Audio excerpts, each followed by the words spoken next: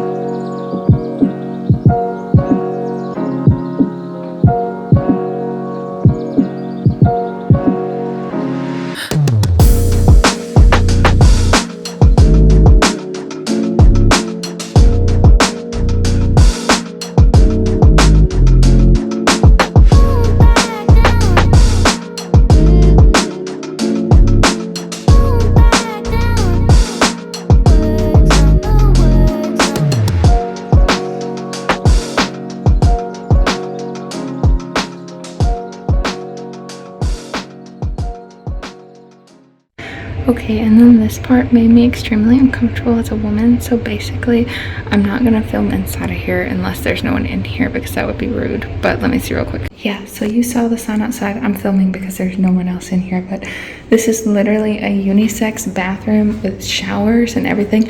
And yes, I know there's doors, but you let me know too how you feel about this. For me, as a female, it made me very uncomfortable. I was very upset. I actually refused to shower in here. I was like, no way. I'm not gonna be like going to the restroom. And the minute I walk out, there's just a guy in a towel or something right outside.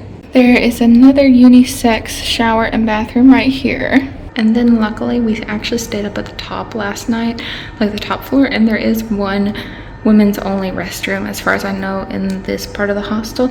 So I was grateful for that because I really don't know what I would have done otherwise. And I do have to say, it's a really nice view up here. And the windows are always open, so there's a nice breeze.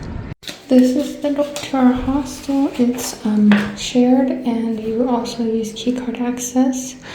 I will show you the inside if there's nobody in there, just for everyone else's privacy. Let's see. Alright, so here is me doing a voiceover because I wasn't talking in here. There were people sleeping in their bunks. You can't see them though because they're covered with these privacy curtains. This over here is Angel's bed. And this is mine. You can kind of see here, it's pretty tight. You can't really sit up all the way.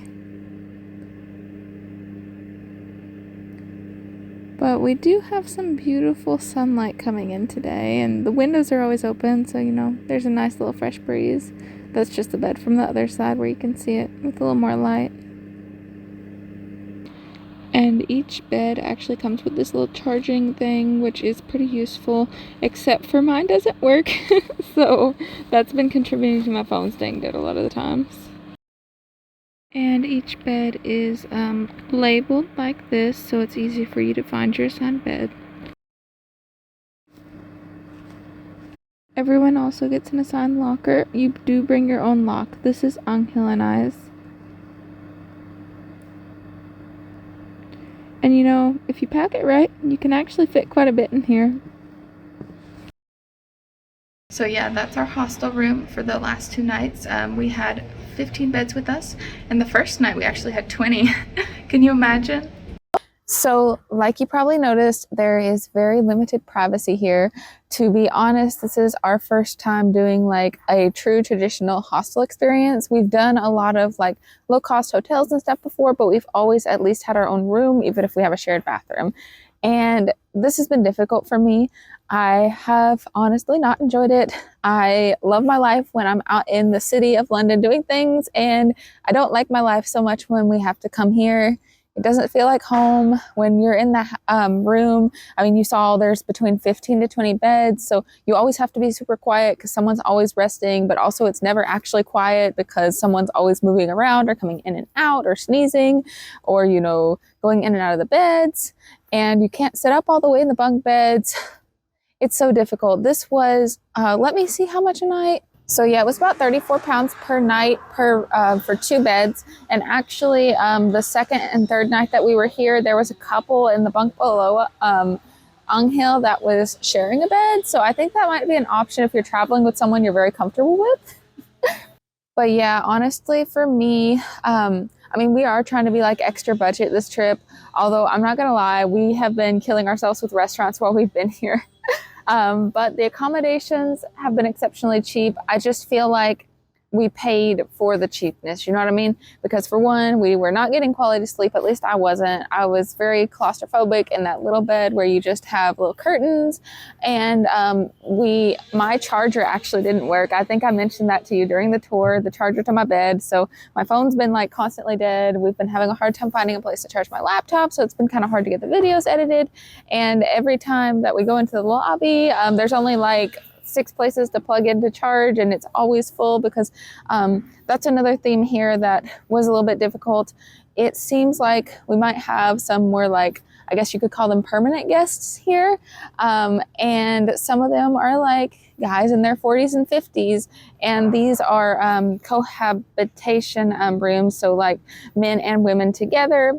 And sometimes it makes me a little bit uncomfortable that there's a guy in his 50s changing like down to his underwear right next to me, which is one of the things that comes with a hostel.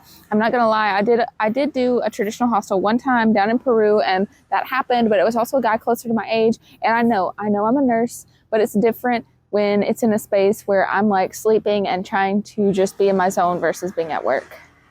And the whole mixed gender shower rooms thing is just insane. I am so glad that they at least have one all women's on the top floor of where we were staying, because like I said, I don't know, I guess I just wouldn't have showered, or we would have had to find a gym somewhere. That made me feel so unsafe. You know, actually, let's talk a little bit about the positive though, because I wanted to get the negatives out the way first. Like I said, it is next to a beautiful park. It's beautiful walking in and out, although the park does close at dusk. So if you come in after dark, you have to take an alternative route that can be a little bit sketchy. And the hostel itself has a pretty cute layout. I mean, there's fountains right over there when the weather's a little bit better, and you can hear the water trickling. And if you're somebody who falls asleep well to rain, that can help out. It drowns out the noise of your bunkmates too a little bit. The staff is nice and friendly. They speak English and Spanish, many of them, so that's helpful if you're coming from like Latin America or Spain. There is a place to save your luggage for the day for £3 a bag, and it's a very nice, secure place behind a locked door with constant staff supervision. And in the rooms themselves, they do have decent sized lockers. We can fit, you've seen my bag before, the large Osprey and then the Nemo. I can fit both of those in there together, or 2 small bags, plus maybe a couple shoes. I think I showed you a little clip of how we played Tetris in the lockers. There is hot water, which if you're coming from the States or Europe, maybe to you that's kind of an expectation, but having traveled in South Asia and Latin America, it is no longer an expectation for me. One more little complaint about the showers is that the ones in the female only area just are a little push button, and they only do water like 15 seconds at a time, which for washing my hair is not the best thing. But, you know, I've been making it work.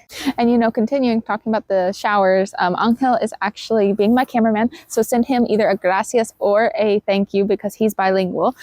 Anyways, he had just commented to me that for him, the unisex bathrooms are a little bit uncomfortable too, because when he went to take a shower this morning, there were like 3 girls up in there, and he didn't want to be disrespectful. So he just had to back out and find a different one. Luckily, there's a couple different ones. So I guess like in my case, like I said, for me, I was just like, absolutely not, I don't feel safe. But for him, he was just like, okay, I'll just find a different spot. But yeah, so there's that. But you know, it's a very cheap place. If you are trying to go to Europe on a budget and the plane ticket already almost bankrupted you, this could be your place. Oh, the one thing though is I did say that we were killing ourselves on restaurants. There's no kitchen here. This is the first hostel we've been to that doesn't have a kitchen where you can cook. So that's a little bit more difficult, but you know, you can make some sandwiches and croissant sandwiches for breakfast and just, you know, rough it out a little bit to see London. So we usually rate hotels on a 5-star basis, right? So I would give this one a 1.5. It is technically a 2-star hotel, but I'm giving it a 1.5 because of the bathroom situation, because there's literally only 2 female-only showers that I know of that we have access to in that building that we were in. So yeah, but I did want to note that Angel said he would give it a 3, but Angel also said that he would give the Holiday Inn a 5. So as far as whether or not I would recommend it, honestly, for myself, if I could do it over again, I probably would have just spent an extra $25 to $50 to have an Airbnb or something like that, because that's another trick you can do. Sometimes Airbnbs, where you just rent a room out from somebody, can be almost as cheap as a hostel. You get a little bit more privacy, all the things. But if you are really about saving that money, especially if you're just one person, because like I said, we paid £34 for 2 beds. So you can infer that we didn't check exactly, but I think that 1 bed is only about £15 a night. I will put the link down in the description below if you want to check it out, if you're wanting to go to London on a very tight budget. And yeah, I know that travel is honestly such a privilege anyways, so I hope I didn't come off too complainy. Honestly, this hostel has brought out the more princesa side of me, which is just our nice way of calling me a brat, that I didn't think I had anymore from all the difficult times that we've had in India and places like that. But I've literally been telling Angel, I'm like, Angel, literally, I would rather be in Peru right now where we only have 2 hours of electricity and no running water, no hot water, than be here where I don't have my own space. So yeah, that's my takeaway from it. I hope you enjoyed the tour. Let me know your thoughts. Let me know if you do or did the backpacker life and how hostel experiences were for you if you've done them or if you would do them. And hoping to see you again in the next video.